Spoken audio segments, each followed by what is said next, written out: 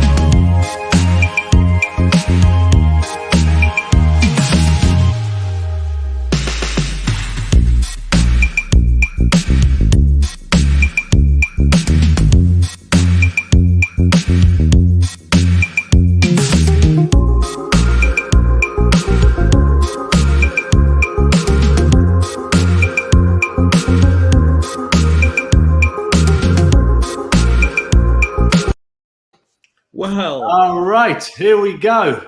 That was a tease, apparently. It was somebody who says that. I don't have my secret super sideshow going on. Okay, cool. So, hello, Karen. Corinne says, David Vaughn, you're so loyal to the show. I'm proud of you. Corinne, I want to remind you, on ClubHouse, you promised David Vaughn to find him and his Israeli wife. So, chop, chop. Now we're going to double our viewership if we keep promising such things. All right, James, how are you today, man? You know, I am wonderful. What an awesome Wednesday. But you know, it's an awesome day, but it's also a sad day. Oh. We're losing a tech pioneer. John McAfee allegedly committed suicide in jail in Spain. That is a very sad day. Good evening, gents, from the awesome, wonderful James McQuiggan. Well, yeah, definitely a controversial figure, but undisputedly a genius and a tech pioneer as well. I love to tell the story that in the very early days, of course, of the internet, 1983, when it's actually DARPA that invented TCP over IP, which was then later developed into the World Wide Web at CERN by Tim Berners-Lee and his gang in about 92. And then very busily, two different people got to work right out the gate. One was Gil Schwed, creating a firewall for network security. The other one was John McAfee, creating antivirus for individual computers and endpoints. So, you know, definitely a founding father of the industry.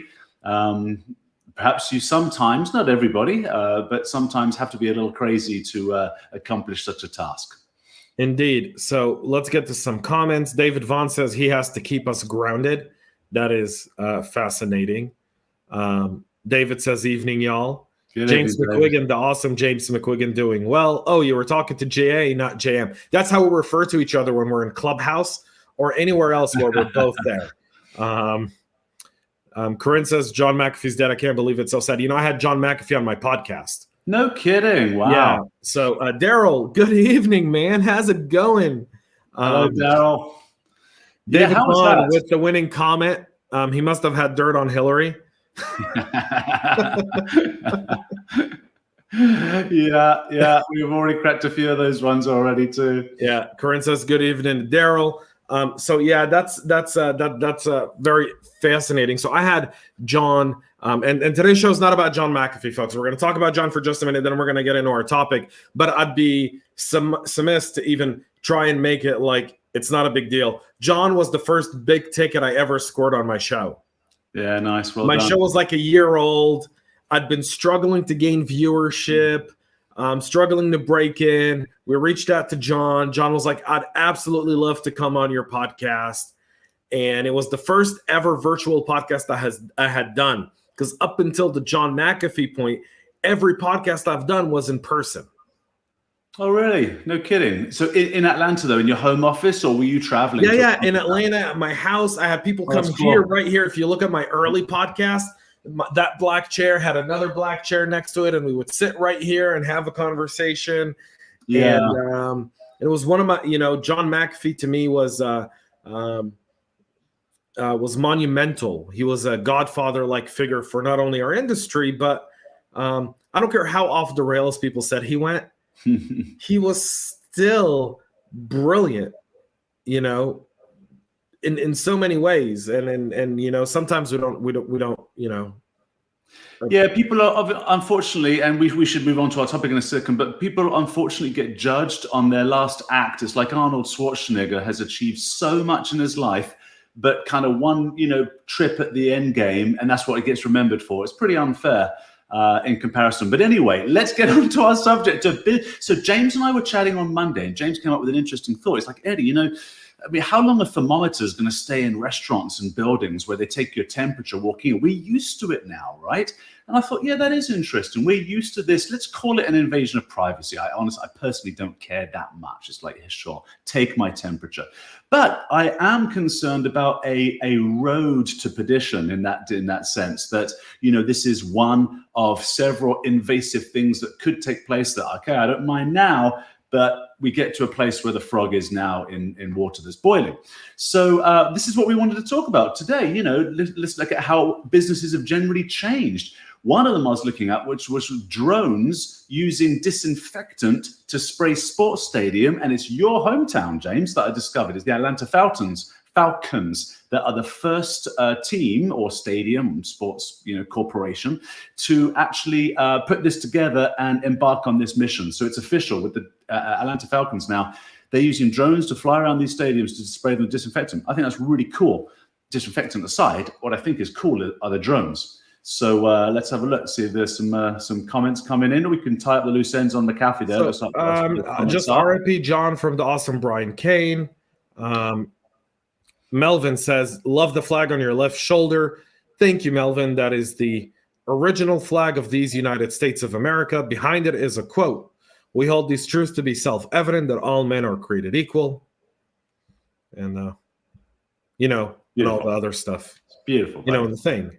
But Brian Kane says you can pray my temperature out of my dead cold. All right, Brian, we've got to. That's awesome. So exactly. I mean, at some point, we all have a line. Yours is temperature. Sorry, James, what were you going to say, mate? Well, so really the point of the show today is not only the new technology, but companies that have skyrocketed during COVID. That now that we're starting to get back to normal, aren't going to be around, but a lot of these companies are taking advantage of this. They're doing IPOs. LegalZoom is one of them. LegalZoom's going on an IPO now, and it's got Robert Shapiro sponsoring it. It's got some big names behind it. He started it in 2001. Right. Actually. I mean, we're looking even at SentinelOne going public in the largest for an Israeli company. This is the largest ever IPO in history. $7 billion on a company that barely makes $100 million a year. What do they do again?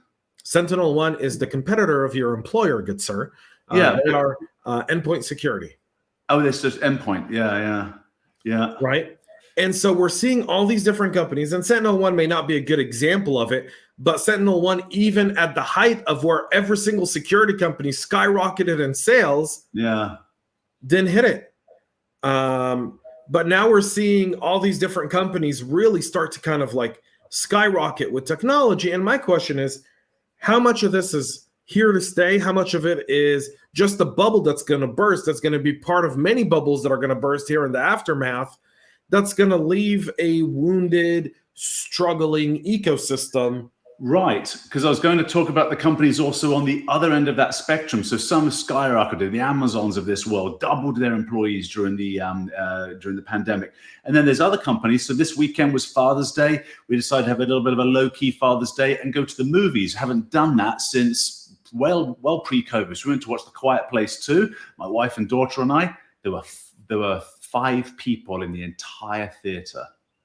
Just 5. And at the beginning of the movie, John Krasinski, the main guy that wrote and directed and stars in it, he says, he before the movie even starts, he comes on camera talking to the audience, this superstar guy, saying just thank you so much for coming to the big screen. So you can see how desperate Hollywood is in that entire industry that powers the employment of millions of people globally, and a lot here in the US and California.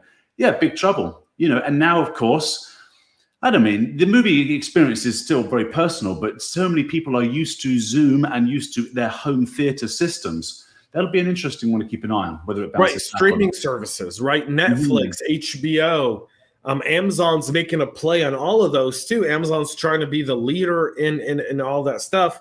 We'll get to some comments here. David Vaughn says all persons are created equal. Good evening, all from the awesome Igor Spector. Hello, Igor. Would government bail them out like they did the auto manufacturers? And that's a very interesting thing because, yeah, I mean, you know, to me, that it's not about the bailout because the government bailed out. I mean, my God, we spent more money during this pandemic and we're in line to spend even more than World War II. So I'm kind of in a position where it's not about the bailout. It's about what happens to the amateur investor or people who depend on it, entire economies that rely on this. So we see that in, for example, with cruise liners, right? Cruise lines are hurting. They haven't done a cruise. Like the first cruise that went out with all vaccinated passengers still came back. And when they tested the people had a COVID. We're still...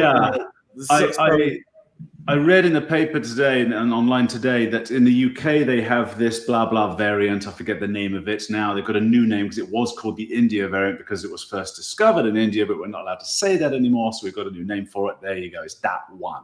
So what they found is the current vaccine that was 94%, or the Pfizer one, 94% effective with the current variants, with this new variant is only 88%, which is still a lot.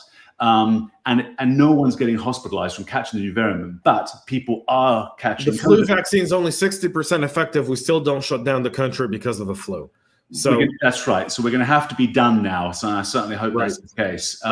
David Vaughn says Spielberg signed on to do 8 movies. No kidding. That's huge when a guy like him signs on. Yeah.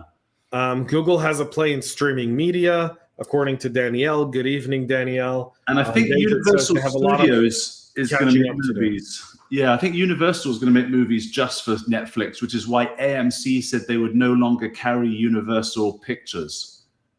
I know that Netflix wants to do a play where they're going to create their own movies, and to maximize value, because you can only make so much off of streaming, right? They're not going to charge us extra for putting out a Spielberg, $50 million production, right? And they're not going to get that many more subscribers. A lot of people share their Netflix.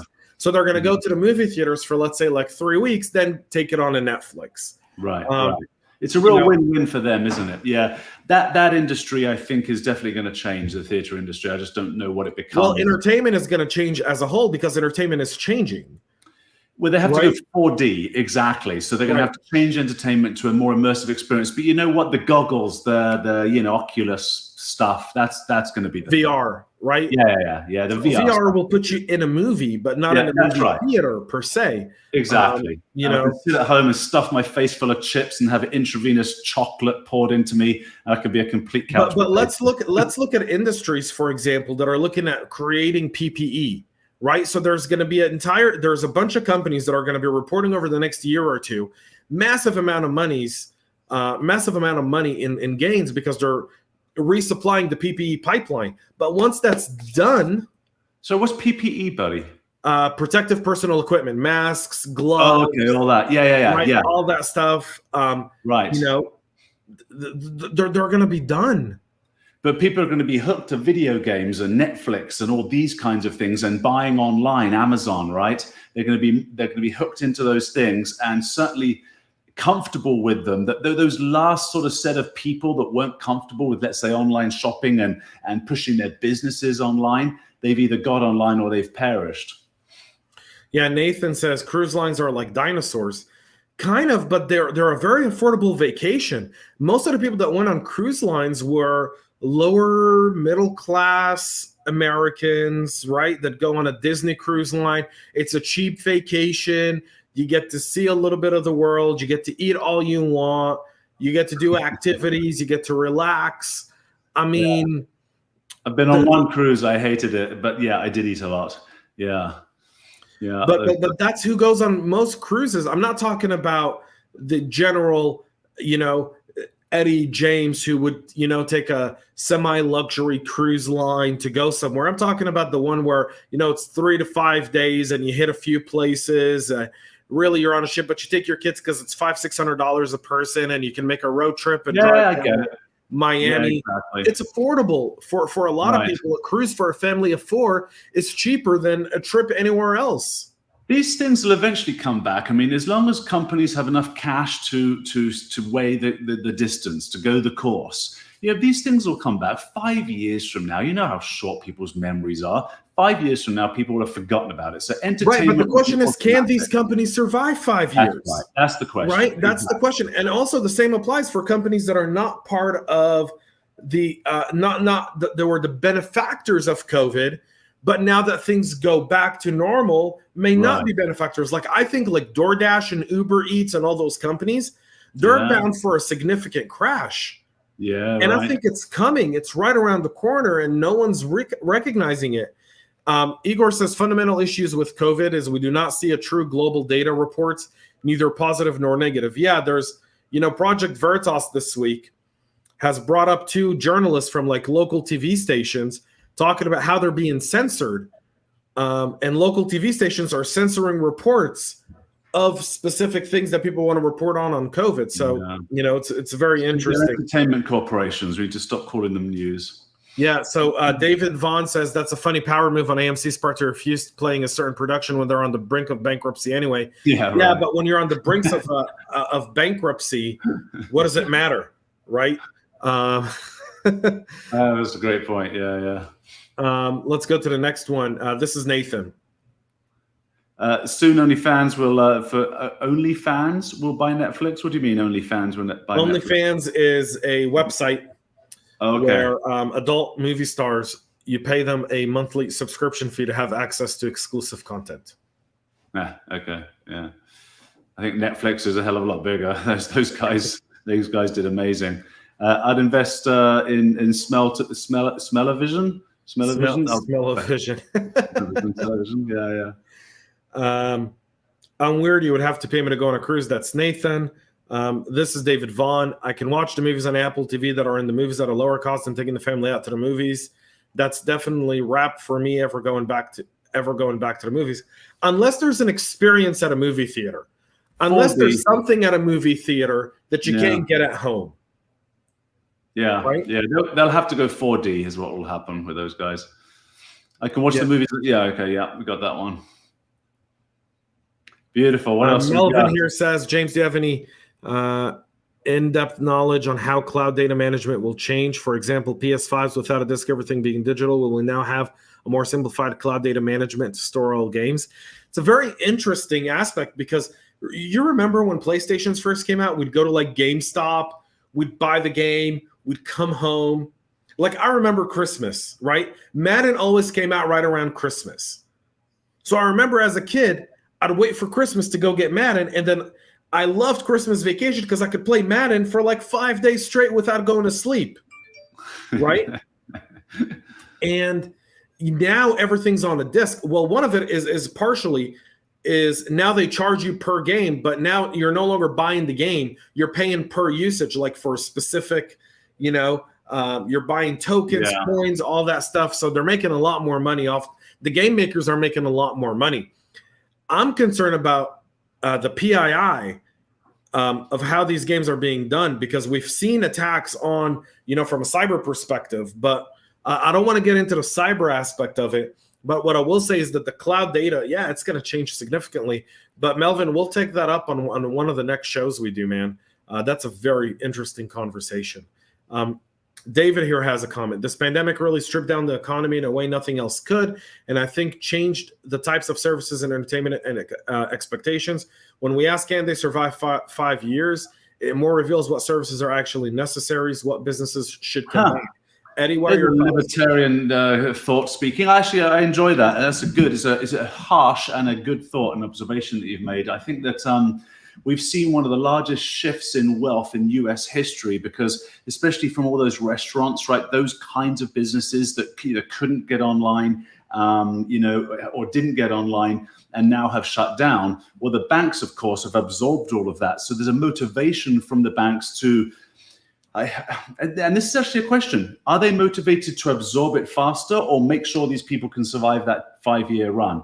I say absorb it and then sell it off on pennies on the dollar and just get rid of their debt. But anyway, yeah. Yeah, I mean, I see a lot of businesses. I don't think it's going to be eventually like necessary or not. I think it's going to be businesses that were managed properly and were able to withstand this to ones that couldn't. And we're seeing the prolonging of specific things to be a really big challenge. David here says, my home theater rivals any Atmos certified theater. I can sneak all the snacks I can eat, and I don't have to worry about idiots trying to ruin it for everyone else. That's my big beef at the theater too, especially because my wife's the one that makes me go talk to them. Yeah. So Jonathan Kramer says Grainger, Fastenal, etc. have become billion-dollar companies distributing PPE prior to COVID. Similar companies like DuPont made more manufacturing. It's not going anywhere. How you doing, Jack Kramer? But for now, PPEs are popular now, so government needs to restock on its PPE supplies. Hospitals, no one's going to get cut off without any PPE, right? So for the next 2 to 3 years, everyone's going to be buying billions of dollars worth of PPEs that's going to go into warehouses, that's going to expire like President Obama let a lot of it happen, right? Sure. And never replenished it. And then what? Yeah. Like, are those orders going to get replenished? Meaning, are we going to expect government to actually do the responsible thing and say, hey, in this warehouse, we've got, 5 million masks that we've got to throw away. We should probably stock them. I also suspect there's going to be pandemic-like events every sort of 15 years or so now. I think it's going to be a more regular occurrence. Whether that is helpful over a 15-year span or not to these companies, I don't know. Yeah, with prices on the rise, thank you, Igor, specifically in service industry and shortage in workforce, I doubt cruises will still be affordable. Yeah, maybe. And the inflation with the deflating of the value of our dollar. Jacksonville has arrived. Hello, Paul. From the other side of the world, my lovely co-host on the other side of cyber, Jacqueline Jane is with us. Good morning to you. Good morning and good evening. Nate says, didn't the World Economic Forum promise that we will not own anything? Talking about the Great Reset, maybe. I mean, I don't know. I kind of look at the World Economic Forum and laugh through it. I think it's just a bunch of disconnected people talking about disconnected things without any actual feel to the real world. Well, as soon as you get more than 10 people in a room, the jockeying for power starts, right? So then, as soon as you get a World Economic, a United Nations, a whatever, jockeying for power starts, and then corruption sets in immediately. That's the problem with every organization, including NGOs. Yeah. I heard Sentinel-1. We're actually POCing it as we speak. Wonder if anyone had onboarded this platform and can share some feedback. If you have, please reach out to Igor. Let him know your feedback on Sentinel-1. Eddie would not be a good opinion to get on this one. I would not. No, definitely don't take him. Call me. Paul says, go ahead, Eddie. Paul, a good man for chiming in, Mr. Jacksonville. Buying a disc that has to install and still can't enjoy if low budget income can't afford the high-end internet, looking at a day at least to install. I'm not quite understanding. Talking about the PS5 conversation where everything is now online and you're downloading it. So, families that can't afford high-speed internet, which was one of the victims of this pandemic, a lot of kids in low-income neighborhoods and in low-income families couldn't have high-speed internet in order to join online schooling. And it's an interesting thought because we have this system of, no child left behind kind of thing, right? As far as, make sure that everybody's making the grade. But the reality is, if for those neighborhoods, and there's quite a few of them, they did not make the grade. But what are you going to do? Are you going to take an entire generation of children across the United States that didn't make the grade and hold them back a year? No. So they're going to push them through all the way through to high school. And that's when you'll see the results, as in grade 12. Unfortunately, and it's going to be very hard for them, because then they will not pass, because the standard of grade 12 is, I think, more independent as far as its scoring. So that's when those kids will get hurt, which is too bad. But it's but you're also taking them away from their form of interacting with friends. Today, Eddie, you and I were talking before the show. I was watching highlights from the Euro tournament, which I didn't get to finish, by the way. Thanks so much, Eddie.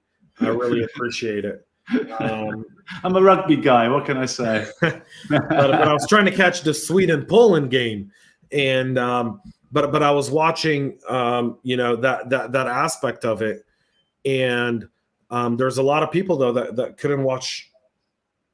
That's how friends interact. You and I, when we were young, we'd go outside, we'd play until we heard our mom say, "Dinner, come home," or "It's getting dark, come inside." Right? Yeah. We'd throw around the ball. We'd play basketball, soccer, football, baseball, catch, street hockey, you name it, we played it.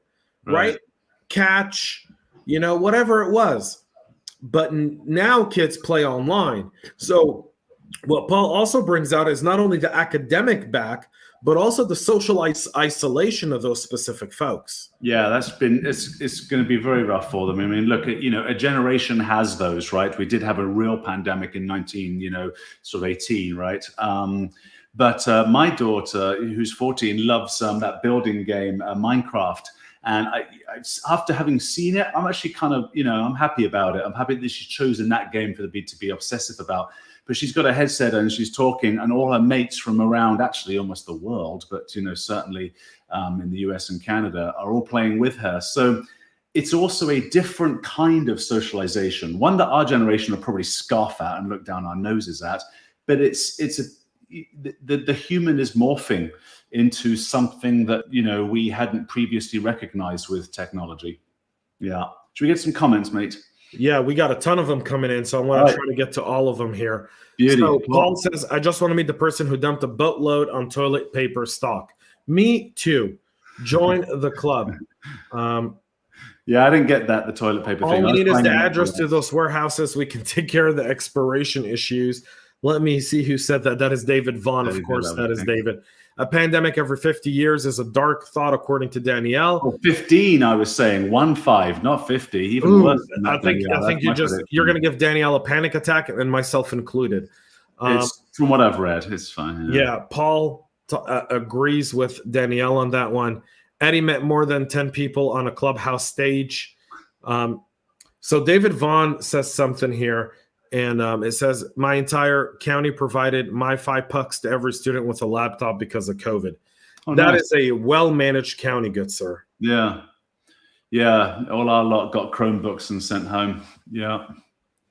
It's been a good year for the ISPs. Yeah, ISPs are loving this pandemic.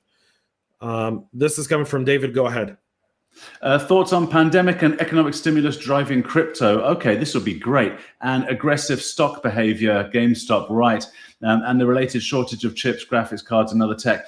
Okay, so David, this is interesting.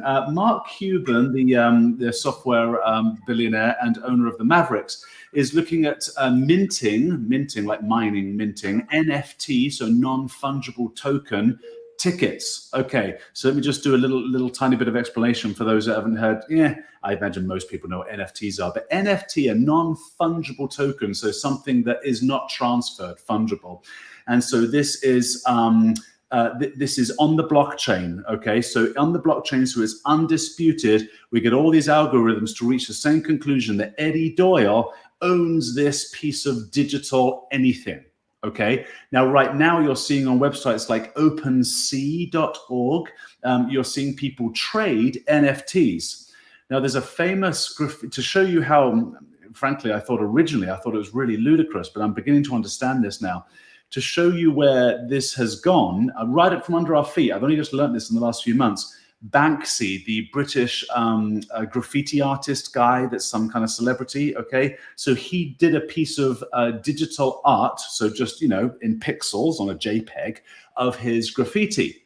It sold at, it was either Sotheby's or Christie's, but it sold at one of those two places for hundreds of thousands of dollars. Why? Right? An NFT is a non-fungible token. I could take a screen cap of that Banksy picture and see the same thing. But it's not about that. It's about actually owning the digital asset, like Bitcoin. Like, what is it, right? So the NFTs have a similar value. It's the diamond water paradox, right? You've heard about this in economics, the diamond water paradox. Water you need for life, but there's so much of it, it's dirt cheap. Diamonds are rare. You can't do anything. We can't eat them. You can't drink them, right? You can't really do much with them, and yet they cost a fortune. Diamond water paradox, right? So NFTs that are rare, it's one of a kind, is worth a lot of money. Okay. In addition to that, what Mark Cuban's doing is he's going to be issuing tickets to stop the aftermarket sale on StubHub, of which he doesn't participate as the Mavericks owner. So he doesn't like them, right? The Ticketmaster StubHub lot. So he's an anti-capitalist. He's made his money in capitalism, and now he's trying to. Well, now he's trying to create NFTs so people can't transfer their tickets. All right, should we get once you sell a ticket? You know, I don't want to get into debate over that. I actually disagree with what Mark Cuban is trying to do. I think that's a very kind of like anti-capitalistic thing to do. You make your margin off the tickets. Now you're just being overly greedy, right? If you sell a ticket for $500 and someone buys that ticket for $500 and is willing to go out into the free market and sell it, and someone's willing to pay $1,000 for it. There's a capitalist in you, buddy. I love it. I know. I totally agree. That aside, the technology from David's question here, really interesting on what's happening with what's happening driving crypto. It's still so volatile. You saw Elon take it and then punt it again. But anyway, we've got some comments. Let's go to the comments. Yeah, but I want to address one thing in David. The shortages of supply chain is primarily due to the fact that a lot of borders were closed and a lot of manufacturing plants shut down because of COVID. And we'll get to that because there's a comment here that I want to get to in just a second that's going to wrap all of your question up in a nice bow, so stay with us. I want to get to some other comments, then I'm going to wrap it all up in a bow. Danielle says in Massachusetts, there's an analyzed, in most states there is, Danielle, an analyzed, standardized testing, MCAs that might hold student backs. Yeah, but the part about it is the grading is just not there. The sad thing is the STEM money is still there. A comment was made on LinkedIn today how we can buy all the iPads and tablets for kids when they can be learning how to build a Raspberry Pi and a valuable endless trade in cyber and programming. I saw that post, Paul. I agree with that post. I think that post was on mark. Let me see who this is. No eye contact here. Generating. Nathan. No eye contact generation is going to be a lot of trouble in the future. Yeah, that's Nathan. JJ plays Minecraft every day. I already know that. Go find my daughter. You can play with her. It'd be great fun. She's up all night. So for Australia. Yeah, JJ, her and her son Jacob play Minecraft simultaneously. It's a beautiful mother-son kind of thing that JJ does. What an amazing. I'm very bullish on Minecraft. Very creative. It makes you think. Yeah. Right. Morphing humans are not something to look forward to. My daughter builds amazing worlds in Minecraft. Let's get all these kids together. Exactly. They'll be the funny thing is with the new generation of kid. So my daughter just saved up half the money to buy a PC. And so I told her I'd meet her halfway, and we just bought it last week. It's fantastic. Gaming PC. So she's got this big screen attached to the gaming PC. Then she's got her slate, and then she's got her phone, and she's got all these different shows on all at the same time. And then, she's scribbling her homework down. This is how the new kids do it. But they'll watch our show and play Minecraft together. Yeah. Igor, what are you saying? There was a survey sent in the middle of COVID last year to get an understanding on what people spending their stimulus dollars on. Oh, really? Was there? I'd like to understand it. Toilet paper, apparently. In the top three, there was telecommunication-related expenses. That brings on an interesting point, just a little beef. I hope this is probably not too unique, so I hope not too boring, but that's $600. It's like, wow, the science was already in at this point that people who are unfortunately obese were more susceptible to COVID. So surely buying food supplements or a fitness program or something for the citizenry instead of the $600 There's the socialist in you coming out. There's that socialist. No, I'm saying that's the British. You can take the Brits out of Britain, but you can't take the socialism out of the Brits. Right? There it is. There's your NHS peeping out, going like, if only we gave everyone a fitness program, you're in the freest country on earth. If you want to eat yourself retarded and become a 600-pound guy, that's your call. All I'm saying is it's better than wasting the 600. Don't waste the 600 and I won't have a comment. Waste it and I can think of better things to waste it on. All right. Todd Phillips says, I agree the human is evolving. Do you think that more of the service industry will finally add AI to their service based upon their lack of employees? So this goes back to David. McDonald's. If you've gone to any McDonald's or any fast food chain outside of Chick-fil-A, they've all automated their ordering. You no longer speak to a human. I was in McDonald's in Israel. My wife and I took our little 3-year-old niece to the mall. She wanted McDonald's. Great. I go to McDonald's, no cashiers. It's all self-service, huge touch screens. Okay. You pick what you want. You order it. The only people that are behind it are the people making the food and calling out your order number so you can get it. $15 an hour started that because McDonald's was like, well, we're not waiting until someone says $15 an hour. We're going to do it now, right? That's great. That is pretty funny, James. But for example, when we were flying out of Israel a few weeks ago, coming back home, in the Ben Gurion airport, and next time you go to Israel, you'll see this on your way out, Eddie, they've got McDonald's ordering machines in the middle, you know where the water fountain is? Oh yeah, really? Got them on every wall, so you don't even need to walk to the food court. You go there, you place your order, you walk to the food court. By the time you get there, your order's ready. See, you don't have to put in any effort. That's what I'm saying. Just put the Oculus on people's eyes, stick intravenous McDonald's into their veins, and then just leave them there for 50 years. I think the one thing that has changed, that's the evolution, by the way, that Todd brings up here. I think that's the evolution. Think of like when I want to order Chick-fil-A today, right? I go into the app, I place my order, I write up, I say, yeah, I've got the order under so-and-so. And I drive through and I pick it up and that's it. Like, that's it.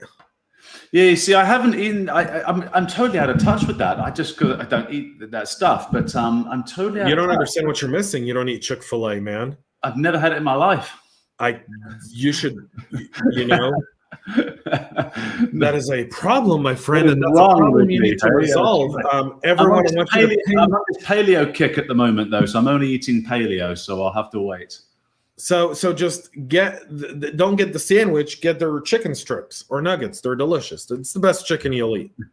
Brian Kane says we only have those repeating pandemics if we keep ignoring ivermectin. I suggest stocking up. I don't know what you mean, Brian. I don't know. We'll get to David here.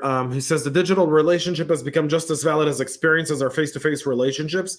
And I think there's a market to emerge out of that over time that will shift how we socialize, but it will measure tech that it's okay to continue to create software as a service model where we don't own any of our content, etc. Eddie, what do you think? What do I think here? So you read it a little bit too fast. So I'm just going to socialize to ensure the tech is okay.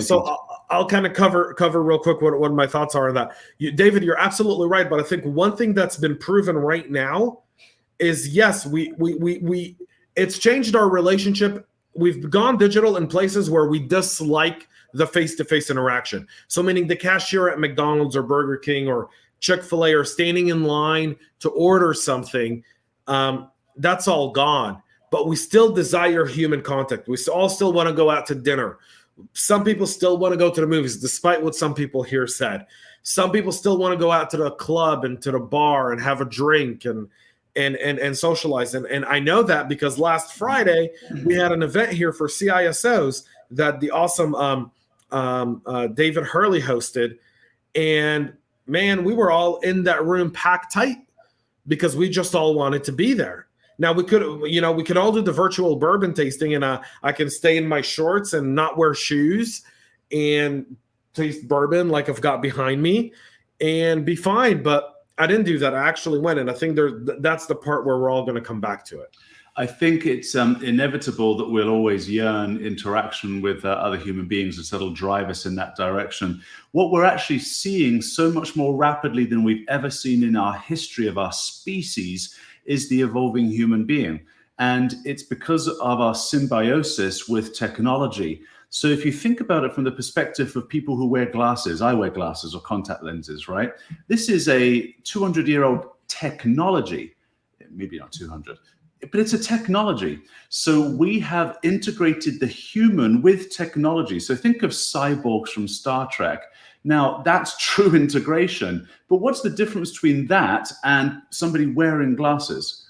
Right? You're dependent on this technology. A person like me would have died, right? I would have fallen into a hole and broken my leg, and I'd have been left there. I mean, that's human history. We weeded that out of our genes, any defect in the eyes. Today, technology is fixing all of this. So Elon Musk's Neuralink is now fixing epileptic seizures, right? This is the first thing that they're going to fix with this thing. So, and I'll put it crudely, so what will happen is more people will be born, unfortunately, with these kinds of conditions. I mean, both my parents had bad eyes. That gene is passed down to me. Now, technology is accelerating our evolution to the place where we're fixing all of these things, and at the same time, to David's question, comment, concern, we are also impacting in a much faster frame of time our social appetite and how we'll socialize. And some people are going to come out of this worse off. I think most of us will be okay. But let's get to some more comments. There's a ton of them. Thank you for everyone tuning in. Tech Town Square, we're live every Wednesday from 8 to 9 p.m. right here on Facebook, LinkedIn, and YouTube. You can follow me and Eddie right here on LinkedIn, James J. Azar, Edwin Eddie Doyle on LinkedIn. You can follow the Cyber Hub podcast on YouTube. Please subscribe to our YouTube channel. There's meet us in Clubhouse right after this. Content there, yes, and we'll be in Clubhouse right after. If you go to Clubhouse, look up the Tech Town Square, and you'll see the room there. We'll be kicking off at 9 p.m. I want to get to more comments. So this is David Vaughn saying, have you ordered Papa John's pizza at all during the COVID? They outsourced all their answering to offshore. Really? Yeah, because they couldn't get people here to answer phones. They needed people out delivering pizza, not taking orders. That was why they did it. Actually, Papa John's explained it in one of their earning calls. No kidding. David Vaughn, you think they are bad? Try reaching Delta Airlines. Yeah. Kramer. He's a travelaholic, that guy. Yeah. That's not going to be a sustainable model, according to Nathan. It's hot in the moment. That's also by Nathan. Think we need another crowdfunded fundraiser to get Eddie a bigger shirt. I just want to say that the Wounded Warrior today did send me a bunch of cool swag, thanks to all of you guys and your donations. I got this one for Father's Day. I must admit, obviously it's a crazy shirt. I'm the crazy shirt guy. It's not the loudest one. There's others. Your taco meat is showing though, and for some people, it's not. Taco Tuesday was yesterday, not Wednesday. Now, I'm European, buddy, so this is the way we roll. I think I need to remind you geographically where you are. NFTs is most likely a fad. That's according to Nathan. I'll play some bets with you, my friend. This is what I thought initially too, Nathan. I really did. And in 3 months of reading, I'm completely the opposite. So I'll put a. But we'll do a show on NFTs. We'll do an entire show on NFTs here in the next few weeks. Right. Let's do that. It's very interesting stuff. Tune in for that one. It's fascinating. We'll do all our homework for you. We'll present. David Vaughn, doesn't it look like more blue than black this week? I think they're talking about your shirt. Mark is also becoming a dinosaur. I kind of agree with Nathan here. I think Mark, you talking about Cuban or what? Yeah, Cuban. Cuban's becoming a dinosaur. I think Cuban's lost a little bit of touch with what he used to represent. Hey, listen, I get it. Power corrupts and absolute power corrupts. Absolutely, I get that saying now. It's not that it does. As soon as you have power, you get corrupted. That's just the way it works. From now onwards, I'm going to be a real pessimist on this one. Whenever I see somebody in power, this is what I'm thinking. So David Vaughn says, That's James. Definitely not going to knock James, though Corinne will cut you. Just saying, my wife used to be a sniper for the IDF. She knows where you're at any given moment of time. She's a really good shot. I wouldn't mess with her. I wouldn't. So David Vaughn, I've not experienced that one, talking about the Papa John's. Okay. Igor was fished by the IRS. I will say that I got a new phishing thing today, a phone call where people were trying to tell me that they're my electric company and that they were going to cut off my electricity unless I paid them in Apple gift cards. And I said, no shit, man. My electricity company now takes Apple gift cards. Hang on, I got to call the call center in India that does that work for me. Let me call you right back, buddy. Given the Hungry Encyclopedia Britannica, that is by, let me see who says that. Nathan. What were we talking about then? I can't remember. I'm unaware of that. Okay. Wasting the $600 was the intent to spend on the economy to stimulate the economy. Thank you. That's sadly potentially true. Ouch. Yeah. Yeah, giving us our taxpayer dollars back so we can spend it. Yeah. It's just marvelous, isn't it? Yeah. Todd says, I am in Virginia. We are slow. Paul says, Eddie, as soon as the pandemic started, we lost our minds and everyone began hoarding toilet paper to the point Amazon had packs of toilet paper going for $40. I remember that. No, I remember when the pandemic started, I was flying back I was in Israel. And I remember specifically telling my wife, please go and buy necessities because they're going to shut us down. I come right as the shutdown's about to get implemented. There's nothing. I go on Amazon. I want to order hand sanitizer and gloves. They're going for like $50 a pack.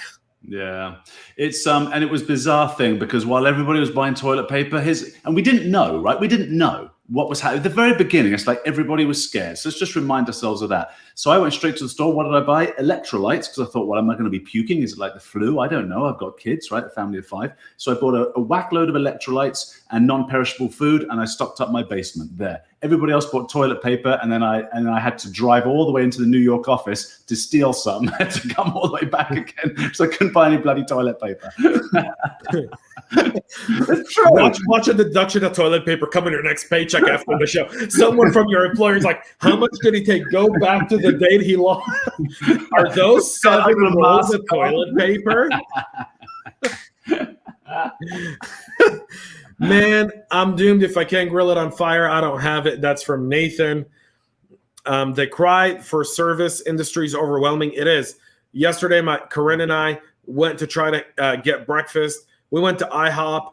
They had a sign that said we're only open from 6 to 3 because we can't hire enough people. No kidding. 3 waitresses were there working. No one, no hostess. For 10 minutes, they said, we'll be right with you to seat you. People? There's tons of people are unemployed. Why can't they? Yeah, but they're still getting the $600. They're making more money unemployed than they are working.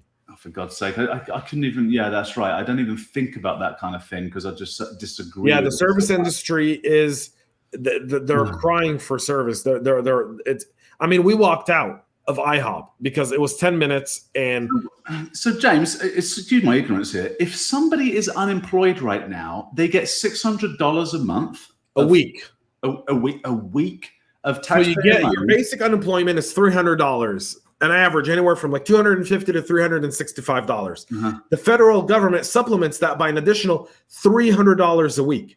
So every 2 weeks, you're instead of making $1,200 a month, you're literally making $2,400. Wow, what a shame! Wow. So for a lot of people who work in the service industry, they're making close, doesn't it? Yeah, it gets close. Yeah, that's a shame. I can't wait for conventions to open back up in person. Paul says that. Me too. Black Hat next month. Get LASIK. According to Danielle, surgery. Sadly, I've had it, and my eyes are still a bit dodgy. Yeah. Igor says clearly most of us are missing physical interaction. What technology is unable to fully replace? That is very true. Yeah, Yeah, you can't get oxytocin. Well, can you from technology? Maybe once that innocuous devil comes about. Absolutely. Yeah. Yeah. All right. What else have we got? Natural selection is less prevalent. Yeah, I know. Natural selection takes generations. Exactly. This is my point about technology and the fact that we are integrating it, and think about this. This is even scarier, Danielle. Think about this. So what about people? This is a sad, I know I'm going to get judged for saying this. People who have low IQs. Well, now we can help them so much that it isn't. Normally, problems like that get weeded out of the gene pool. They really do. It's a sad and brutal and truthful thing to say. So now that isn't happening. And wow. And especially when Neuralink comes along. We should do a session on Neuralink. We'll do that. We'll do that. We've got a few shows lined up. We're going to do a show on NFTs. We'll have that discussion. We'll do a show on Neuralink. This is the Tech Town Square. It's about more than security. It's about technology. It's about talking about it, how it's going to influence our lives, business, and everything else around us. This is Nathan saying, weak sauce. I'm going to look up to Jocko Willink. Jocko Willink, you mean? Yeah, I love that dude. There's a real Brian Kane, my good buddy Brian Kane, compliments your shirts. Brian is someone who also wears paisley. It's a thing. So I'm just not. It's got the hair in the shirt, and just like pick another battle is what I tell people at work, right? Nate says this: as someone who was born in the Soviet Union, I remember people using the newspaper when the TP was out. Here's the thing, though: back then in the Soviet Union, you had newspapers. How many people today can say they still get a newspaper at home that they can use as TP? So, oh right, TP. Now I get it. Exactly. That's true. Yeah. Yeah. Igor says in South Florida, every third restaurant is closed due to no employees availability. No kidding. I know that in Georgia, Florida, and Texas, the state government has now said we'll no longer accept the $300 federal thing. What the hell is wrong with the federal government? I mean, everybody knows about incentivizing people. This is human to work, nature. But we're not going to get into the politics aspect of it because we're going to go down a rabbit hole, and we're not going to go down that rabbit hole. Clubhouse. That's what Clubhouse is for. We'll be the anti-woke club. Todd Phillips says, I believe it is best to create the paradigm shift here with the creating of humanless services such as restaurants need to go humanless. So here's something very, very interesting. In Japan, they've got restaurants with robots. And I remember the sushi spots I used to go to in Japan and in Germany and in Europe where they had the conveyor with the plates of sushi coming around. Oh, yeah. Right? There were two guys making sushi. One person had the register. It's still like that. Yeah. Right? Yeah. And it took 3 people, and there were sitting 60, 70 people in the restaurant. That's right. Managed by 3 people and maybe a dishwasher in the back. And it's kind of a cool experience. Yeah. I can see that happening here. Well, one, the humanless thing is already happening in fast food with cashiers. The other thing is, if you notice in a lot of restaurants, now you can scan a QR code on your receipt and pay your bill without even having to give the card to your waiter. Watch that become even bigger. Yeah. At the grocery stores, we've already been trained now for the self-checkout.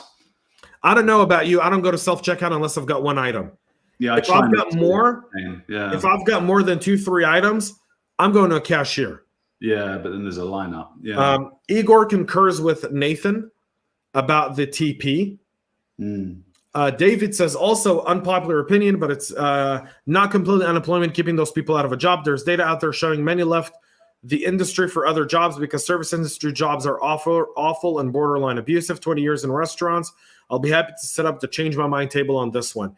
Never worked in the service industry. My first job ever was at McDonald's. I quit after 3 weeks, and I quit in the good old-fashioned way. We'll definitely let's chat about that on Clubhouse, absolutely. Because what I want to say is, look, if I had to, I would pick up a brush and sweep the streets. That's just life.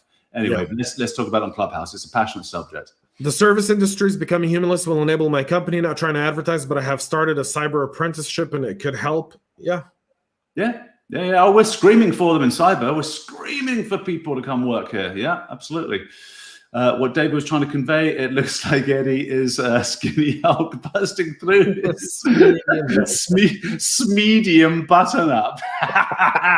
You know what I'm going to do in the wintertime, you lot? I've got an ascot. I'm going to have my ascot on, right? I'll get my pipe.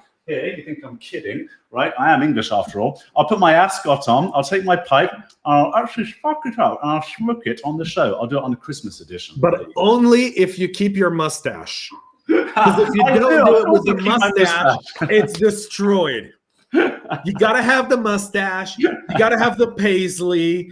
You got to have the hat. This is a sadly embarrassing video of me out there. All right.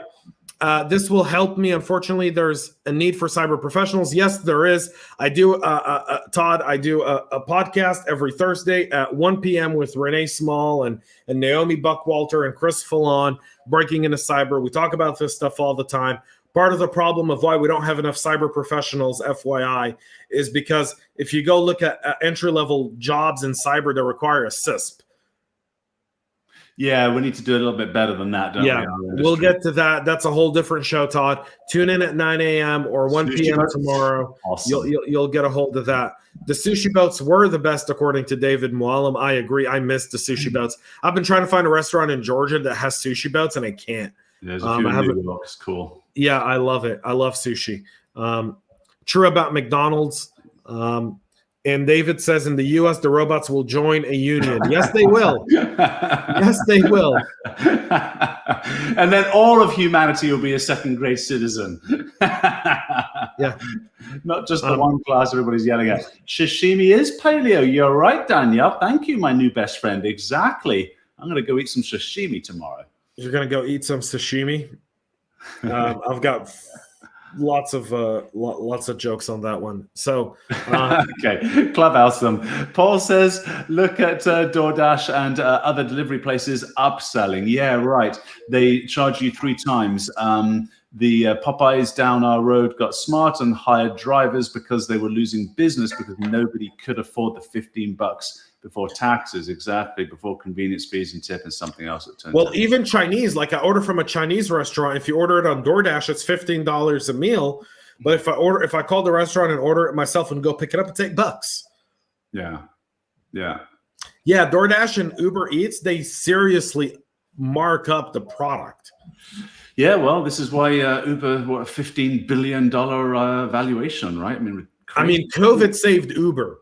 Because if it wasn't for Uber Eats, Uber was losing money. Oh, really? They weren't doing so well? Really? It's way of the future, though. I mean, I'm a fan of that kind of transportation. We've had a family of 5. We've had one car. I mean, I live near a train station. We've had one car for years. It's been fine because I just take an Uber if ever I need to go somewhere and my wife's got the car.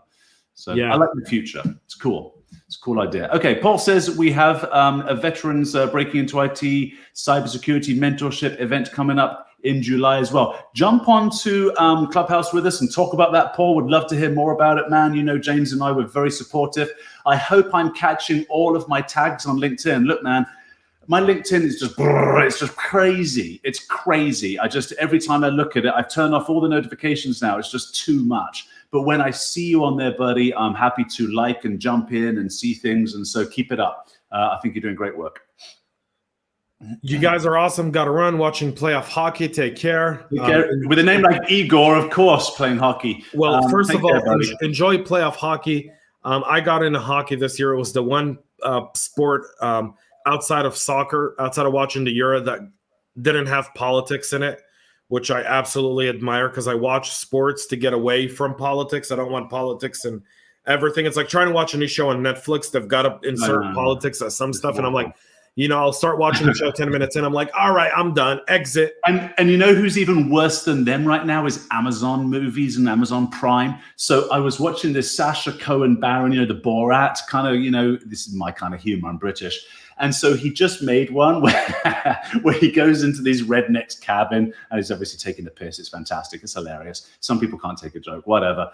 But Amazon will flash on the screen during the comedy while you're watching it because Borat's saying something about COVID and they're saying, this is not a factual thing about COVID. And you're like, morons, we know that. The whole point is it's Borat.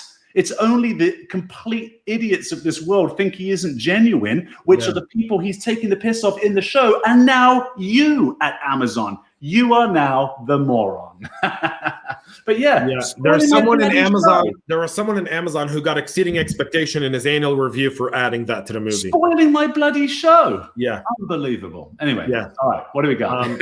Todd will check out all the other content. Please make sure, Todd, go sign up to the CyberHub Podcast YouTube channel. You'll see a bunch of content there as well. And Paul says, I will be in an Osnet search party event tonight and no Apple device. You can get Clubhouse now on Android, Paul. You don't have to be perfect, but you can get it on an Android. And if you need an invite, let me know. We'll send one your way, Paul. Too, dude. Just ping one of us and we'll get you taken care of, folks. That's the end of our show. We're going to move this to Clubhouse. Clubhouse, look up the Tech Town Square under the CISO Talk Club. We'll be there for about 30, 40 minutes or so in Clubhouse, hanging out, maybe longer, depending on how much, how the conversation goes there. But yes, Paul, you didn't know? Yes, Clubhouse is now on Android. I know, but make sure you download the real Clubhouse, not the one by the Chinese, the Russians, the North Koreans, or the Iranians. Okay? Because that's a Google Play store for you. Google Play has Clubhouse. Then it's got Clubhouse. All kinds of different versions. I'll be back next week in a tighter shirt. Yes. Yes. We'll see you in Clubhouse, dear friends. Thank you so much for tuning in. James and I really, really appreciate you. I totally mean it. Really cool. It's wonderful having interaction with you. So much appreciated. We're going to do it again next week. Look out for the ads on LinkedIn and let us know what you want us to discuss on the Town Square. Yeah. So next week, we're probably going to do a show on NFTs.